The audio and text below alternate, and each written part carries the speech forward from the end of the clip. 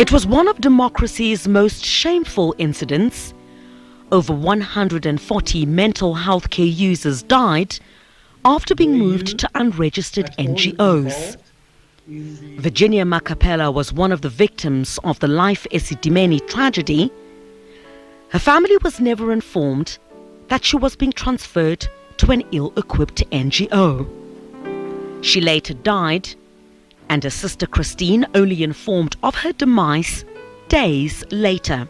What did the police? Arbitration hearings chaired by retired Justice Dikgang Moseneke heard harrowing evidence and legal arguments on the deaths of Virginia and the other victims, which placed the blame squarely on the then Gauteng Health MEC Qedani Mahlangu and other senior health officials over what some termed government's cost-saving exercise. One of the outcomes was for the families to be compensated. I was welcomed by the police. Mahlangu resigned from her position a day before a damning report by the then health ombudsman. That scathing report detailed how the mental health care users had died from, amongst others, starvation, dehydration, neglect, and even torture. It's 94, and this, I call it a provisional number. The reason why I call it a provisional number is because there are other agencies that are investigating this process, like the South African Police. They are still investigating. There are corpses that are still in mortuaries that have not been identified, and we don't know whether they form part of this. Not all the information we could get from the NGO was often full. Some of them were actually reluctant to give information. And some families are now just coming out of the woodworks, sending us names of their relatives that they want us to investigate. So I suspect that the number, it's higher than that, and that's why I have entitled my report 94 Silent Death and Still Counting, because the counting will obviously outlive my report.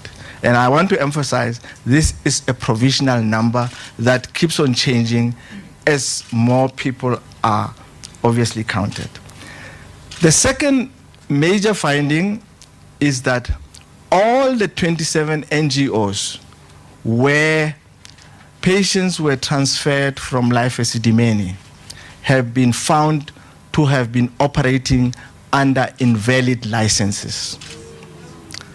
In short, I'm saying that the Gauteng Department of Health took mentally ill patients from a licensed institution and put them into 27 unlicensed or NGOs that operated with invalid licenses. And you can see how unlawful that must be for a provincial department to do that to a group of vulnerable people about whom we must actually take the utmost care and look after. So 27 of those NGOs were unlawful, and therefore anybody who died in those circumstances died under unlawful circumstances. But that number rose. Makgoba made several recommendations, including shutting down of illegal NGOs.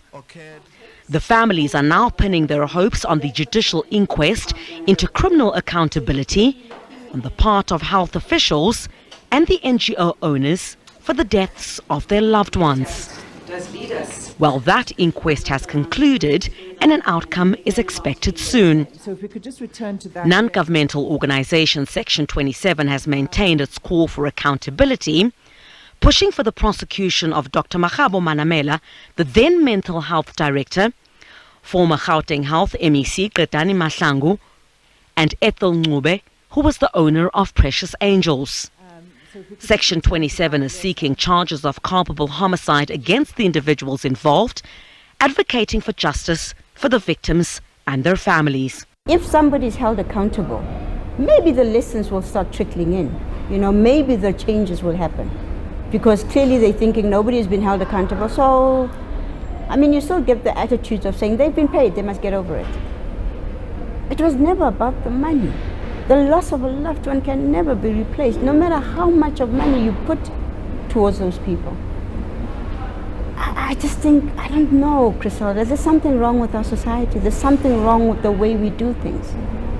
We are not caring enough.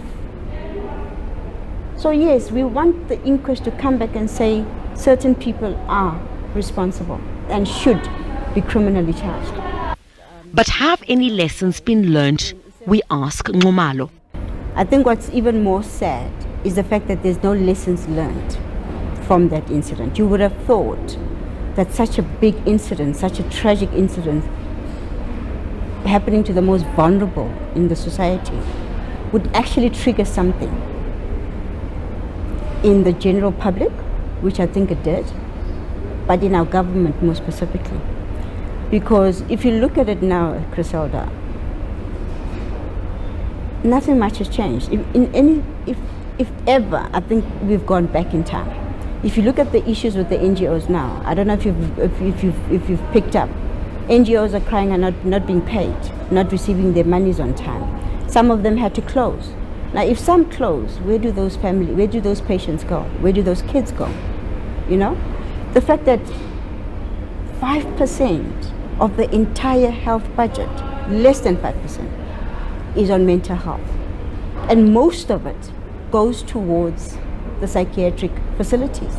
So never mind the regions, never mind the early detection, never mind the treatment while at the beginning stages of the illness. So you see, nothing really has changed or nothing has happened that kind of like slows this process down and the lessons learned actually coming into effect. So we are almost worse off than we were prior to the incident. Well, the DA says so many years later, no one is yet behind bars for the senseless deaths. Since then, not a single criminal prosecution. That is the real reality. And you would have thought that after 7 years, you would have seen something in that regard. There is now a joint judicial inquest into the 144 deaths, and that's taken 3 years, and we still don't have a report from them. The purpose of that joint official inquest is that it's not going to convict anybody. It's an evidence collection, and it's taken a lot of time, and they are going to formulate the charges which hopefully eventually end up in court, and hopefully there are finally some convictions. But look at all the time that it's taken. I actually think they could have charged various individuals under other acts, Medicines Control Act, simple fraud.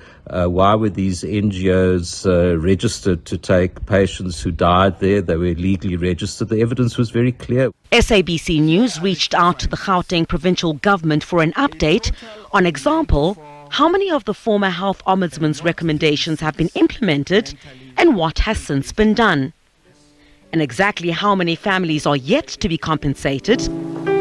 But requests for an interview with the relevant official were not forthcoming.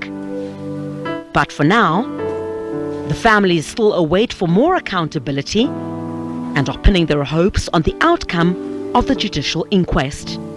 Chriselda, SABC News in Johannesburg.